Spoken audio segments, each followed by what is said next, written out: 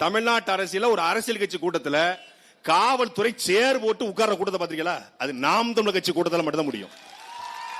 இங்க காவலர்கள் நிக்கிறாங்க, அவங்க கையை கட்டி நிக்கலாம். கையை கட்டி காவலர்கள் செந்தமிழன் சீமான் எப்போது பேசுவார் என்று ரசித்து பார்க்கிற ஒரு கூட்டம் அது நாம் தமிழர் கட்சி கூட்டம். அதான் அப்படிப்பட்ட கூட்டம். ஆனா இங்க மக்களுக்கு பாதுகாப்பு இல்லைன்னு போராட்டம் பண்ணா காவலருக்கும் பாதுகாப்பு இல்ல. காவலர்களுக்கு போராட்டம் போனா காவலர் கையை கடிச்சு வச்சிடறாங்க. நாங்க தான் சொல்றோம், அது அணில பார்த்து பத்திரமா நீங்க கையாளணும் சொன்னா அது கையை கடிச்சு வச்சு. மதுபான கடை எடுத்து போராட போயிட்டு கிருஷ்ணகிரியில 4-5 அணில் குஞ்சுகள் போய் காவலரோட கையை கடிச்சு வச்சிருக்காங்க. காவலருடைய வேலை என்பது போராட்டம் பண்ண வந்தா தடுப்பது, பாதுகாப்பது அவங்களுடைய வேலை.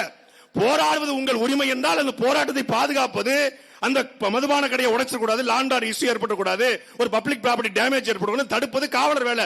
சினிமால பஞ்சலாக பேசி பேசி பழக்கப்பட்டு போலீஸ் பெரியவரா அப்படி பேசி பேசி பழக்கப்பட்டவனுடைய ஆட்கள் இன்னைக்கு கையை கடிச்சிருக்காங்க. அடுத்தடுத்தவங்க முன்னேறி போவாங்க, தொண்டையை கடுப்பாங்க.